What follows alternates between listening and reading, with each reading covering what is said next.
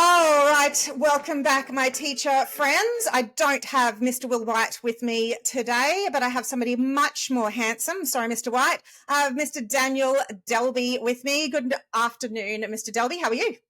Good. I think you said Mr. Worldwide, like people. Mr. Will White is usually my co-host. He's currently on holidays and on the golf course, so he sends his apologies. Teachers on their holidays. How do we get too many holidays? No, we don't. We're going to break that down. You absolutely don't believe that. Let me tell everyone a bit about Daniel Delby. He is a born performer. His quick wit and easygoing manner has made him adaptable to any situation and is a must-have as an MC at any event. He is a teacher. He graduated as a HP and drama teacher and went on to teach science and special education in his 10-year teaching career. He can write, perform, and legally marry couples, of course, in Australia, and is a cornerstone piece of keeping the couples relaxed and at ease on their day. And then he can MC the reception after. He can MC corporate events where professionalism and intelligence is essential. His own unique mix of humour combined with the ability to keep affairs lighthearted and friendly is unmatched. He is a hilarious quiz master that can bring his comedy quizzes to you or supply quiz nights for any event. Ultimately, he is relatable and can make a crowd laugh with years of experience and success in the stand-up comedy industry. He recently performed at the Fringe Festival in Edinburgh, and his comedy routines are highlighted by unparalleled freestyle and improv skills. He's the creator and host of Teacher Comedy Nights, of which tours around Australia. I was lucky enough to witness this all live last night at the Comedy Club in Paddington, Brisbane. Welcome, Daniel Delby. Oh, sweet. We've got ADHD on a physical form. Anyway. I love it. So obviously we know that you were a teacher. Yeah. And well done. Thank you for choosing teaching, and absolutely loved the night last night. I got a little insight into your classroom, and I'm sure your kids adored you. I would have used a lot more behaviour management on last night's crowd.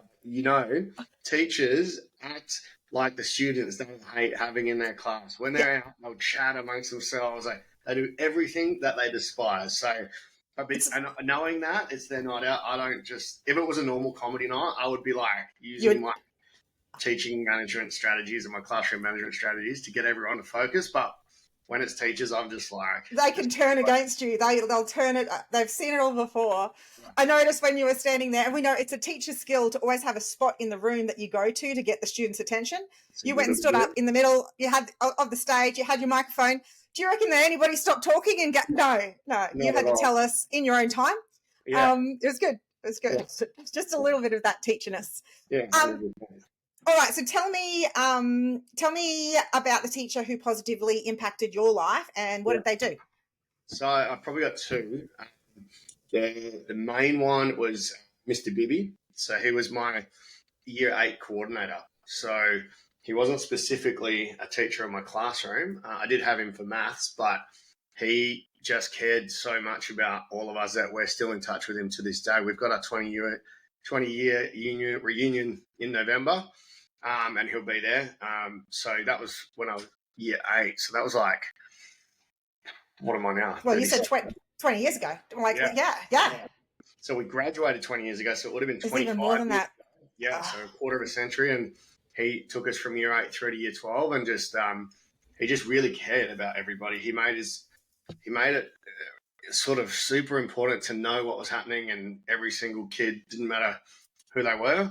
He just really cared about what was going on outside of school and in school, and would work really hard to sort of make sure that you were doing your best. So Bibbs was the first, and then the second was a teacher called Mrs. Mack. So I literally just messaged her the other day, like maybe 4 days ago, because she's pretty sick at the moment, and Bibby let us know she wasn't doing too well. So sent her a message telling her how much she meant to me during school. And essentially when I was Year 10, I you know how you have to choose your life when you're 15. Yeah. Your TE. I was ATAR back then.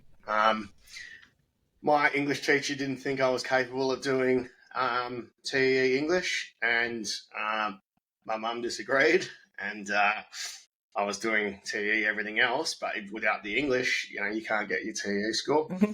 So she kind of was stopping me from doing that. And then Mum went in for a meeting, and Mrs. Mack was the head of English. So she saw how passionate Mum was. So she decided to put me into her class. And from having Mrs. Mack as my year 11, 12 teacher, I ended up topping the school for TE English. So Oh my gosh. being able to do it I got like a raw score of 90 for English, which was pretty unheard of from my public school. So I beat everybody else by a good 20 ranking marks or whatever it is. So that's amazing. Right. Yeah, we had real good banter. She helped me achieve as high as I possibly could. And I wrote a story in year 11 or 12 that she started to use to help test to runners when year 9s would read it and have to analyse it. So, yeah, she was pretty important to me during high school. That's really cool. And so she obviously, both her and Bibbs knew that you became a teacher. Yeah.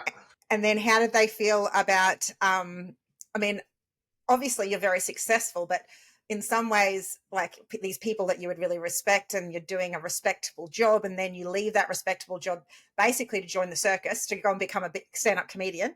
Yep. How did they feel about that? Did they know when you made that decision to... Well, yeah, Mac knew I was a class clown, but because I was, I would get the work done, and they both knew, one of the stories, Mr. Bibby, I forgot my shorts one day, and it was our faction carnival, and I was also champion boy at school, and I participated in all the faction carnivals, and I was really good at long jump and triple jump and high jump, and I forgot my shorts because back then I dressed like a FUBU gangster, so I had real baggy shorts. Yeah.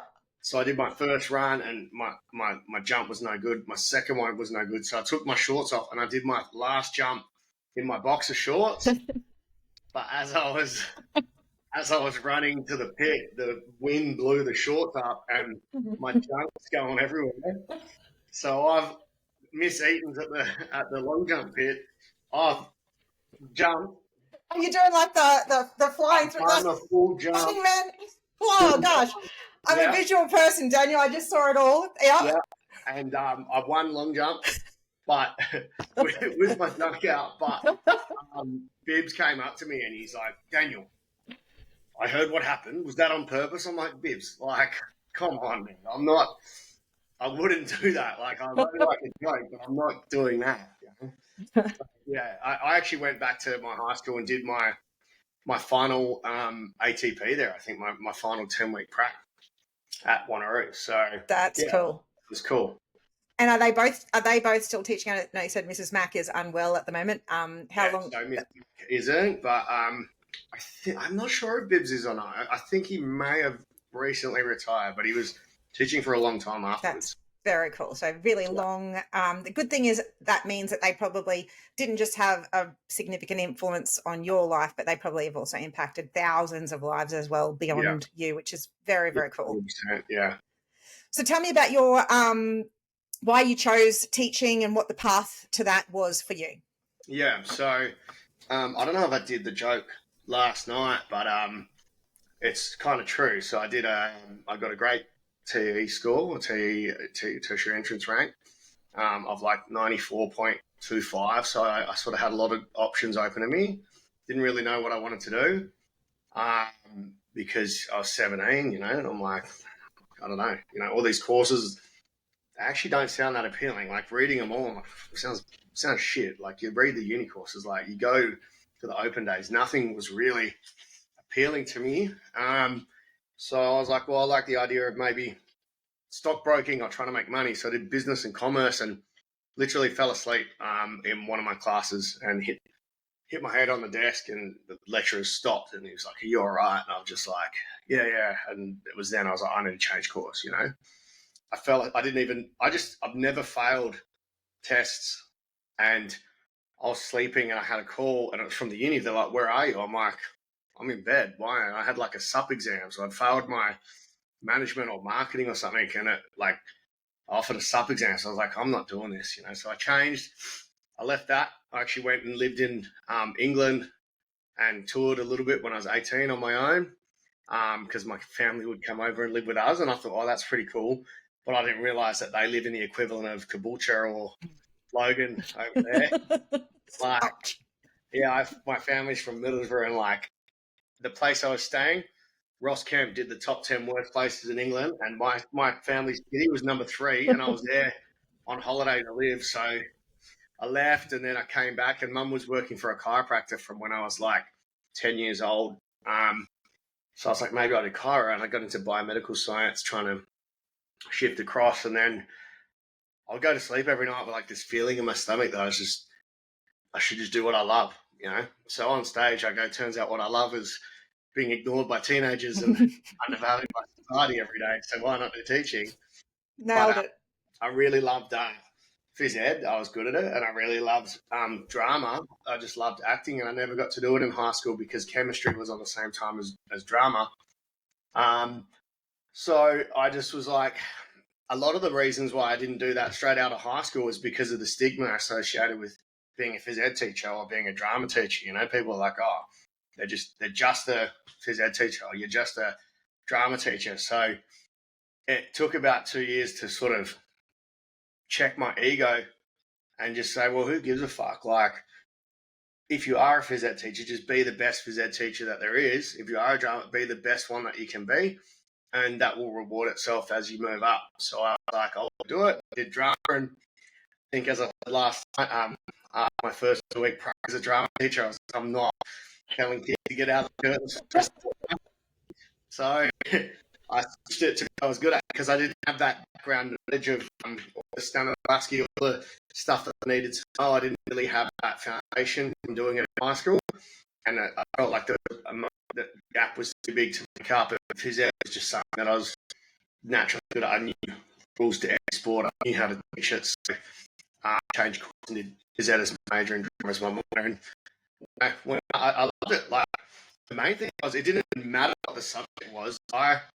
It's really difficult to say, because being a guy, a high school male, so I love working with kids. It's like, it doesn't sound right, but like I've loved working with kids. Like the banter, the laughs, like you can feel if you show a kid some sort of affection that doesn't get that from a positive male role model. There's like this weird camaraderie, almost like in a footy club, but I can just bring that to a school, and it was awesome. I love the banter with the kids. Like, I love the combos and the connections you make. So, and then seeing them get something that they didn't get before it was wicked. So I really stuck at it. I didn't think I'd be doing what I'm doing now, because it was like a side project.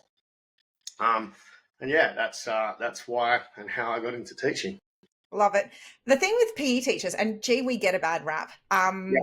Gave us a bad rap last night as well, by the way. You need to have somebody to be your back. No, fair enough. Yeah, it seemed to be principals and PE teachers. I wasn't meant to be last night, but it was good that you were the only principal in the room. Thank you. Yeah, it was good. It was good. It was actually really good for my team, because all of those things that they were saying, that things that teachers, that principals never say, they're like, you do say that, Shaz, and that's not you. So, and they're all so young, so it was great. Gave them great perspective. So I really appreciate it, Daniel. Couldn't have done it. It's just a good sign if people are out with their principal at a function that they don't have to be at, and like, it's a pretty good sign for the culture of the school. Yeah, obviously I paid for their tickets and their accommodation and their drinks and everything, obviously. I'm just kidding, I didn't. So you chose teaching. So with a PE teacher, you have to, because you're outside. So all the other teachers are inside, 4 walls, clear instructions, like the kids have to like jump out a window or go out a door to escape. So PE teachers have to actually have a different skill set to what other teachers do. You need the clearest instructions, because it has to be, all right, guys, when I say we're going to grab the balls, or on my instruction, we're going to do this. We're just super simple. As I think one of the best things I learned at uni was one of our phys ed lecturers was your positioning that you have to think about where are you going to stand when you're running the drill? Where are you going to stand when, this kid's doing that? Or if you've got a game here, where are you going to position yourself? Yeah. So coming from that background and then being into a classroom, you can actually position transitions is like huge. Like how are you going to move from this to this without chaos? Like we're going to do 4 drills today, and we're going to have to move the cones 3 times. I have to give 5 different sets of instructions. I have to check for understanding. I have to do the I do, I have to do the we do. Like how, and if you don't have all of those things considered beforehand, you achieve, and then all of a sudden your hour is over. And, okay, everybody, it's time to go and get changed again now. And I recognize we didn't do anything. So you have to learn those skills pretty quickly, or you don't have much fun.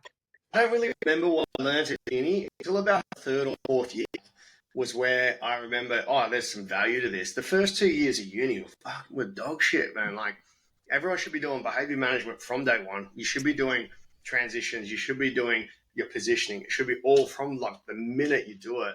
Yeah. I don't think our system is broken anyway. I know it's not part of the pod, but we should be teaching like an apprenticeship program. Instead of going to uni and being disconnected from the class, it should be get into the classroom for the last 3 days of the week. The first 2 days, maybe you're in there and doing some sort of like lectures or something needs to change. And the fact that we don't get paid while an apprentice Sparky will go out and get paid to learn. I get that. It's madness, isn't it? The good thing is that there is some changes are coming. So in the coming next, it's not coming quickly enough, but at a certain cutoff, I feel like it's by the end of next year, all university degrees have to have neuroscience. So you have to teach people how the brain actually works and so how people learn.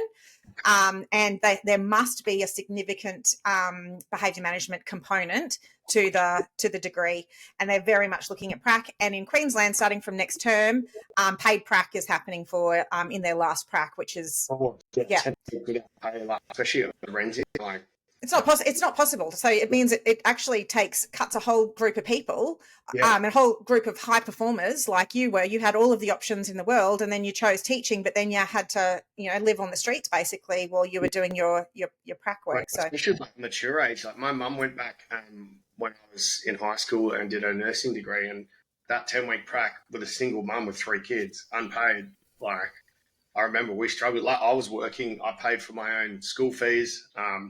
My brothers were working we ate free food whenever we could. So it's insane. It just becomes not achievable for so many people, and we've got a teaching crisis, and we need to actually not only just have teachers, we want the best and brightest teachers in front of our kids, not just bodies either. There's so many people that are teachers that shouldn't be teachers. Like I said that last night. I appreciated that so much. You said so much that lots of people can't say.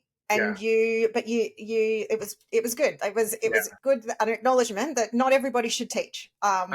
You can feel like anyone that sort of made that rational. That was the first time I heard that, and it got kind of like, I think that's because they realised they probably shouldn't be a teacher half the room. Like, if you're not enjoying, if you don't like the banter and hanging out with like teenagers or little kids, then you know. Yeah.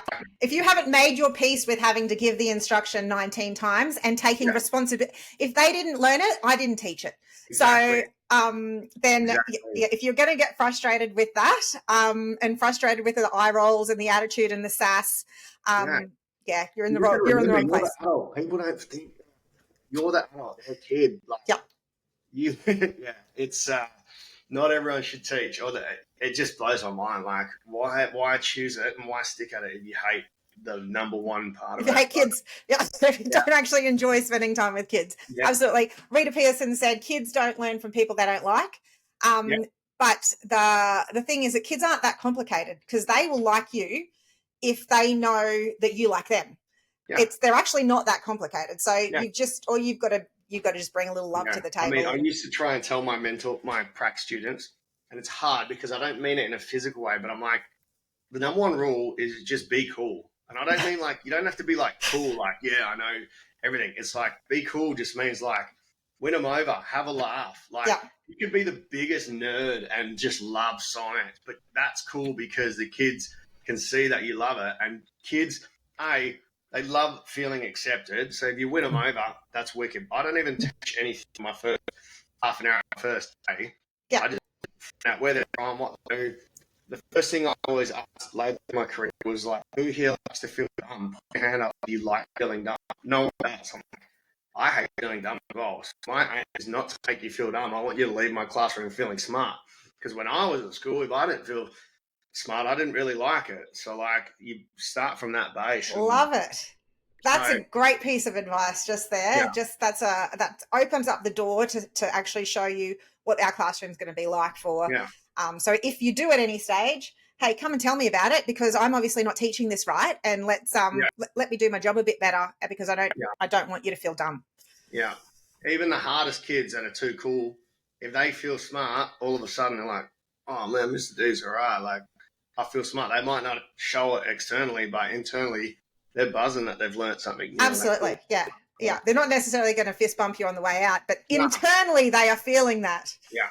But if you like make a big deal about it, it's so funny. You see the cool kids who never get praised, and if they've learned something, man, that was so smart. How did you do that? Yeah, you got that. And they're like, oh, no, it was easy. Like, well, tell everybody about it then. Yeah. Yeah. I love it. So last night, loved a couple of the segments, particularly the things that your principal won't say. You'll never hear your principal say. They were, and all the crowd got to write in their little statements there. But obviously, a lot of the show is about the audience being able to share some teaching tales. Yeah. So obviously you've got your own teaching tales. So I want you to share your very best teaching tale. I've got a little sting here as you're getting it to your mind. Teaching tales. Dun, dun, dun. The drama. Go for it. Well, I've got to do one. I haven't told a very long time. I used to love it, and one the real short and sharp. So the first one is probably more relevant to where I'm at. I was teaching a year, I think maybe year 9 science class, and the kid goes to me, like, sir, why do we call New Zealanders Kiwis? I said, oh, the Kiwi bird comes from New Zealand, so we call them Kiwis. And he goes, does that mean we should call Americans obesity? And I was like, okay, that's pretty funny, dude. Like, you know, I've laughed. And I was like, that's funny. You should try stand-up comedy. And he goes, nah, sir, I don't want to waste my life. Oh, burn! I don't know if he knew I did it or whatever, but he was just like, nah, I don't want to waste my life, you know. I've got dreams and aspirations, sir. Yeah. So that was like, I found it funny. Like, both those answers I found funny. That's good. Second one was a little bit of longer one. I've got a joke back. I went to school with a lot of Maori guys, and it's pronounced Māori. Scaffolders. So the boys scaffolded on the lines and stacked money. Got wicked hard, you know, girlfriends and wives, and went up on stage. I'm here, you know, back to it, you know. But I had a student like I go to him, mate, what do you want to do when you leave school? And I was just doing one day leave at notoriously probably one of the hardest schools that I've ever taught at. I won't say the name of it, but it was a very difficult school, and I only lasted 2 days there when I first got out of my degree, because it was very difficult. He's a Maori kid. I go, what do you want to do? He goes, oh, I don't know, probably play NRL. And I go, oh, that's pretty cool, like trying to be supportive. I go, who do you play for locally? He goes, oh, no one. I go, yeah. He goes, but I played for my school a few times, and the coach said I was pretty good, so I'll just play NRL, G. And I'm like, all right, man, like, this kid's 18, you know, like 17. I'll take it up sometime soon when I grow up, yeah? Yeah. I'm thinking, I go, okay, man, I don't want to burst this kid's bubble, but I was like, my housemate, he played for Australia under 21s. He tried with the Newcastle Knights, and he still didn't make it. And he goes, oh, true. I should probably have something to fall back on, hey? Okay, yeah, you kind of think about it. He just goes, oh, I might go scaffold muck up and toe it. So, but yeah, it was just funny to see this kid, year 12, like, and he's going to play for Rabbitoh or something, and he never played. So you can be whatever you want to be. You can do it. Like somewhere first. He might have done it, I don't know, but I was just trying to be positive and support him. Might need something to fall back on. Yeah. That's on joking. Now I'm at my house. So. yeah, I was two of my favourites. Another one, but I won't say the punch on here. I'll say it for the show. The kid up to me when he was like year 7. I was on duty, and this is when I was relief teaching. So I always say on stage, the kids do this cute thing when you're on duty where they don't respect you. And this kid comes up and goes, "Sir, do you like dragons?" And I was like, "Yeah." Like, I'm thinking this is an opportunity to connect with this kid. I go, "Yeah, dragons are dope, mate. I love dragons." He goes, "I'll be dragging these balls on your face." This kid was year 7. He didn't even have balls. Like, they weren't even dropped. So, Every moment is a moment for connection, Daniel. So that's right. how do you turn that one around? Hey, do you mind if I use that on your mum later? Well, what I actually said was, and now I've left. I was fresh out. I was like 22 or something. It's like my 3rd week teaching. I said, I was like, I'm going to come back to this. So yeah, do you like goblins? He's like, goblins? I said, you're a goblin that's nuts. And I'm like, oh, don't tell anyone about that. Like, That was the last day that I worked at that school. Yeah. Yeah, I mean, it's a fun story to tell. But yeah, that's what I was teaching, was all those funny like things, and it was annoying because the better I got at teaching, the least funny my story became because it was better behaviour. It was just the little things with girls. So we're using method-addicted spirits today. Method-addicted spirits? Like, what do you mean? She's like, where we did the experiment with the meth-addicted spirits? I was like, you mean methylated spirits? Oh, yeah. So, yeah, all those little things, and the anal dessert plant. That was a good one. That was very, very good. And the work samples that you used, obviously, the school that I work at, I'll be sending you some content for sure because as many new things as I can. Yeah, well, it's a daily occurrence with us, so we will. I'll get some to you definitely. Okay. It's gold. And so during the show last night, you talked about 2 lots of CMS, but I just want to talk about the one on this show just now, if that's all right. And I recommend anybody go to the show. Literally the last show I did in Brisbane. She was mortified, Yeah. So obviously the CMS that you talked about that we can talk about on this show is classroom management strategies. Yeah. And you were talking about them. So in Queensland, we talk about the ESCM, so Essential Skills for Classroom Management, and there's 10 strategies. So I'm assuming it's a course that you can do to learn those ESCMs. So I'm assuming that's the same for you. So when did you do it, and what difference did it make? Molly, I had the mentor teacher that changed my life is Heath Dullard is his name. He's now principal he was at my old school now, and he moved on. So his teaching pathway was great. He used to be a tradie and got into teaching late into science and D&T, and he was just seeing how things operated, and he was like, it's not really, something's not right here, So he came with his own models, and he was like head of department at like early 30s or something at his last one, and was principal by, I think, late 30s or early 40s. So he went up really, and he was a great leader, but CMS, he implemented it at our school and just started running it voluntarily initially after school. And I went to it, and like it ended up being that successful that our whole school just implemented CMS and got every teacher doing it. But I was in one of the initial cohorts because, I mean, the thing that I remember was a lot of teachers didn't really want to upskill themselves. They didn't really want to do like extra courses and stuff, and I would do as much as I could. Like if it was during school, it meant that I could get like a few periods off.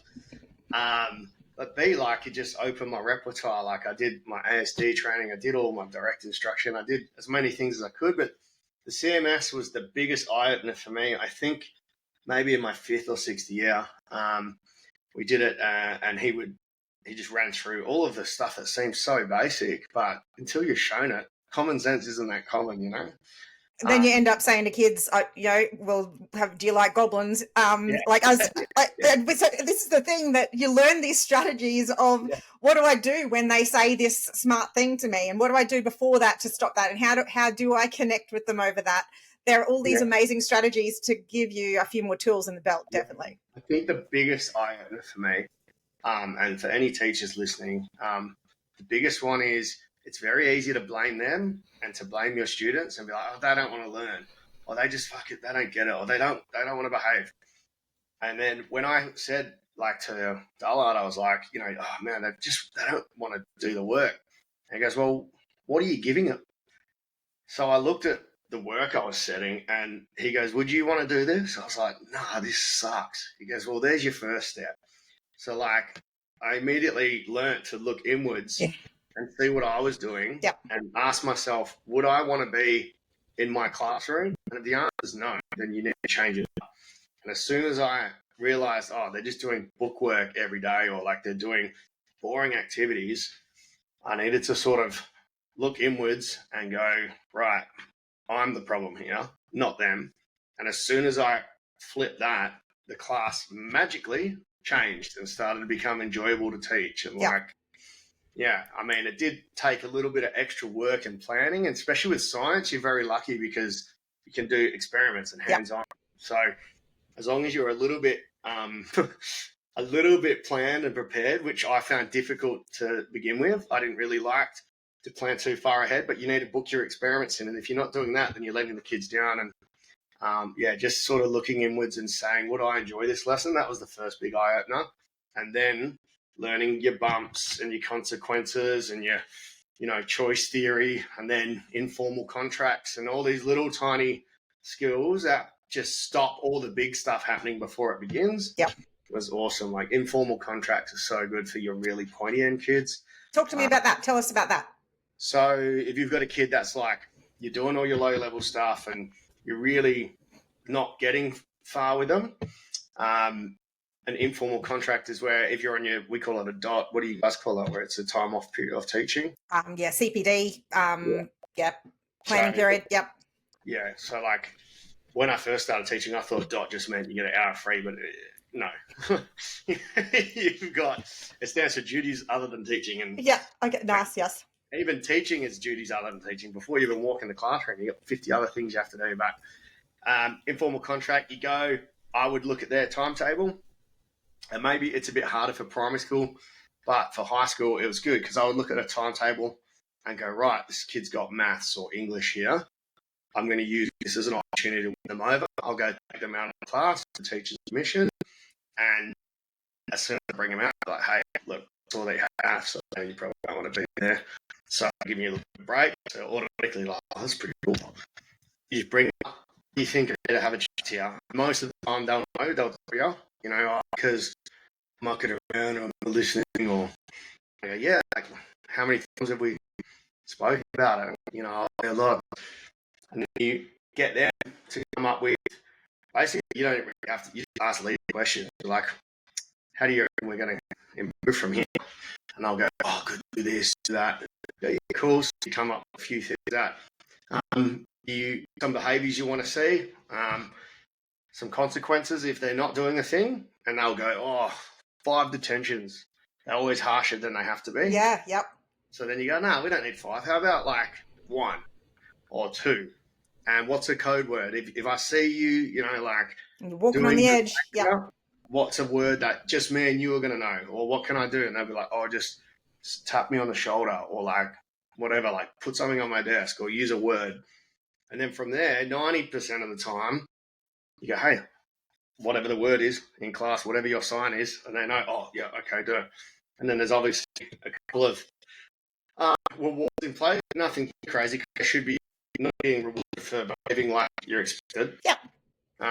But so that's essentially the 1-minute version of an informal contract. That's awesome. And it's about creating a connection time with kids so that you can have that time with them. And I love that is during class time rather than during lunchtime. Yeah. because then they're going to be resentful of you being there, and their friends are going to see that you're there and they're going to be wishing they were somewhere else. So just even the way that that's done, and that is an investment of your dot. Definitely. That is, because the time you're going to save back on not having to manage that kid is going to pay dividends for sure. Yeah, it's massive. Like, I used to be like, man, I've got to do this with my dog. But yes, the investment pays off. And you're doing it outside of the view of anyone else. You bring them somewhere where no kid's looking. And yeah, it's, and then you also let the parent know. I think my biggest struggle when I was teaching was I assumed if the kid was naughty, the parent wouldn't support it. But a lot of the times you'd call the parent and like it would surprise you. Sometimes you're like, oh, yeah, I get it. But the way I got around that, and a real good strategy for anybody, is early on in the year when you've got difficult kids, if you catch them doing something good, call home and make it a positive call. Yeah. Like, because they're so used to getting the negative calls. Hey, I just want to let you know, James is awesome today. He came in, he got ready, he completed all of his work. I just want to give you some positive feedback because I know sometimes parents get a lot of negative calls, and then they're like, "Whoa, what the hell?" Yeah. And then all of a sudden, their parents are now on your side, like, "Oh, Mr. D said you were doing good." Yeah. And then the kid hears that from Mr. D called and said how great, and then all of a sudden that is a self-perpetuating cycle. And rather than you're spiraling downwards, you're spiraling upwards with a kid who possibly hasn't spiraled in that way before. Yeah, and again, it's an investment of your time. I would stay back for a good hour and a bit after school just doing the phone calls. And then it would be like, hey, I'm going to email if there's good stuff. So then you can send your emails. It takes a little bit less time.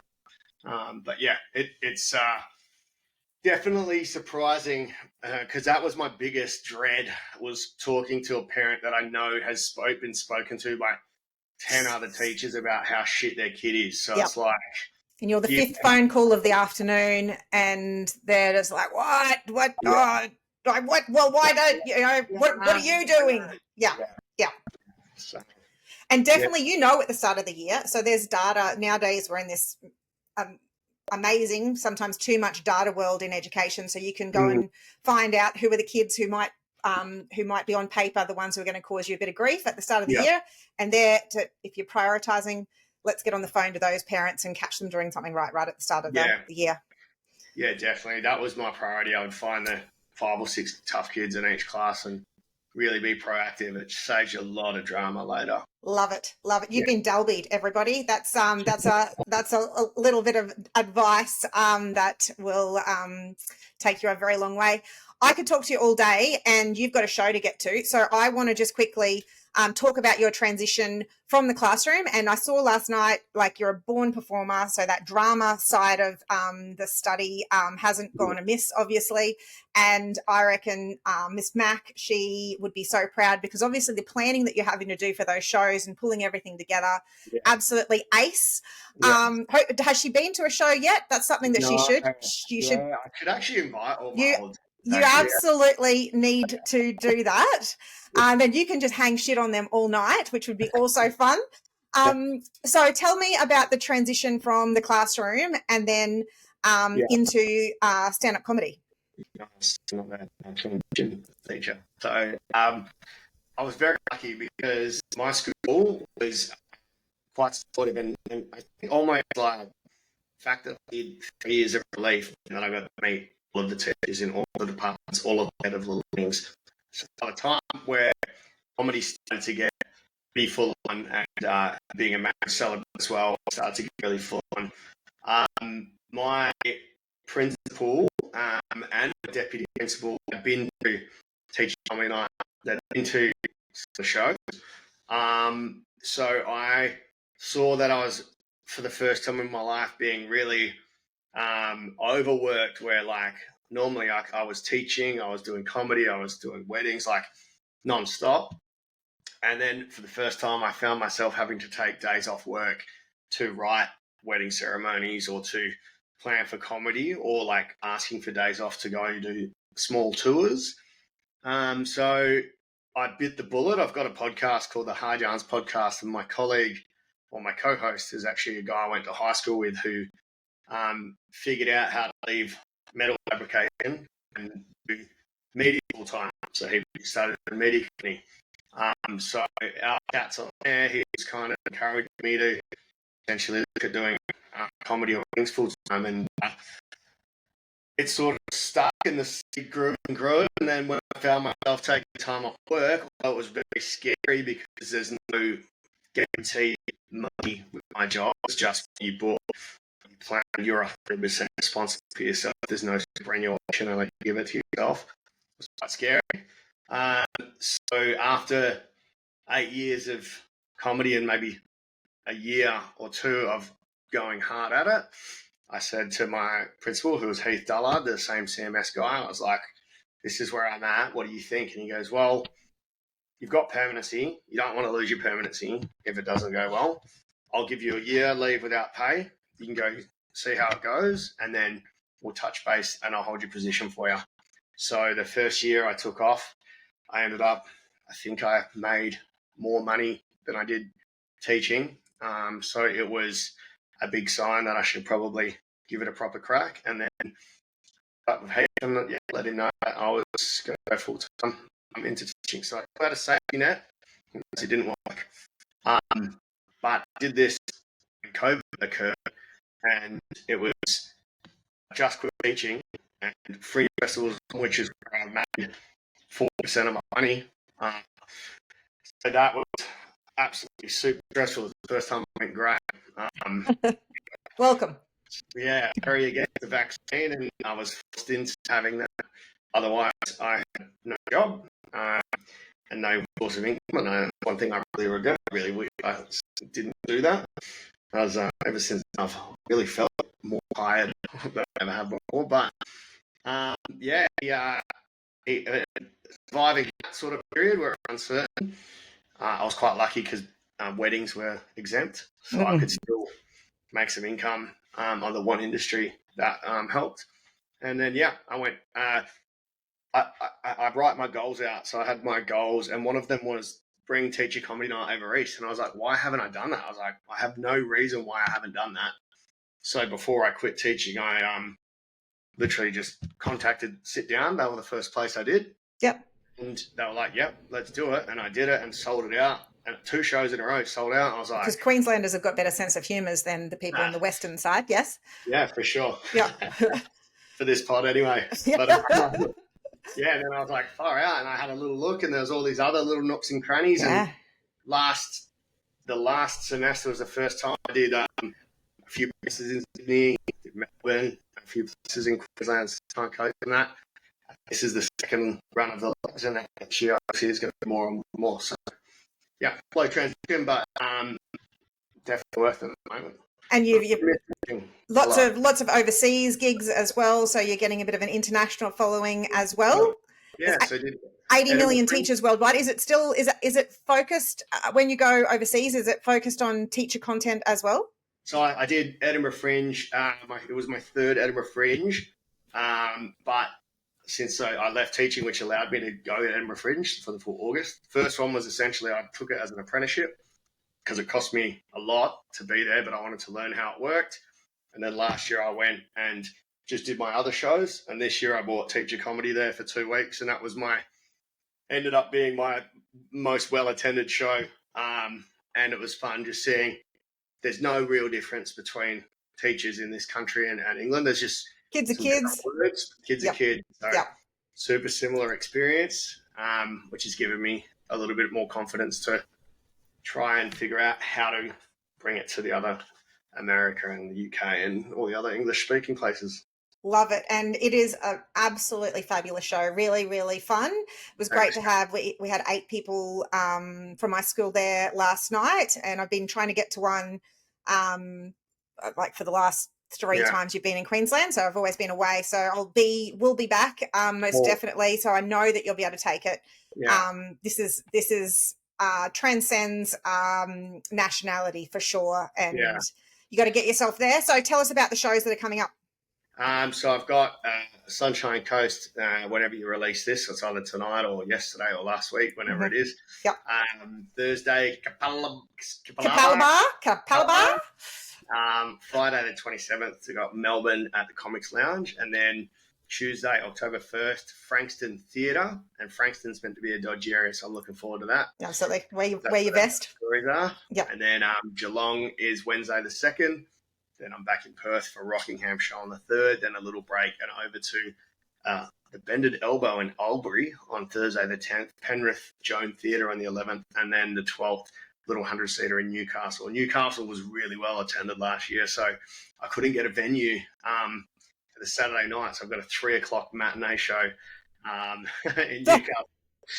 That will be maybe the retired teachers might come out and have a shandy or two. Well, I'll tell you what, the last Newcastle show, the principals were in and they were the loosest. Yeah. They were the drunkest out of any audience. And I didn't know how these two people were principals. Like, it was hectic. Well, we've seen a lot, is what you need to know. We've been in lots of conversations, and you need to let your hair down sometimes. And you're amongst in a safe space. I think a couple of people said to you last night when you weren't sure if you were going to say some of the things that were written. You're in a safe space, Daniel. Just say it. What do you got? They obviously felt very safe with you, which is good. Yeah. Love it.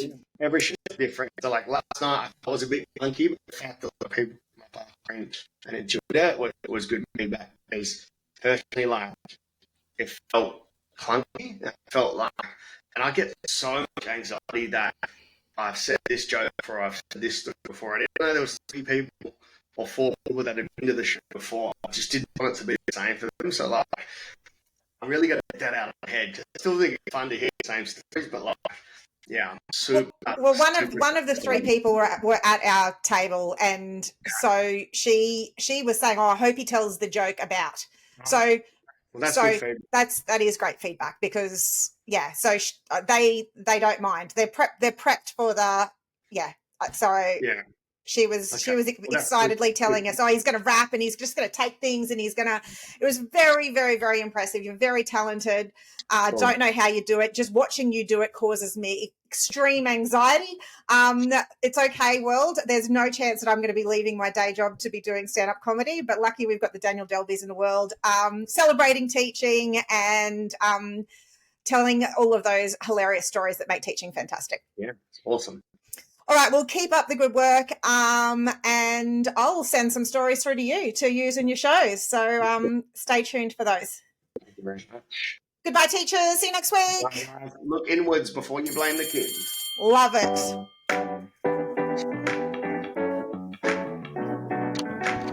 Powered by Riverside.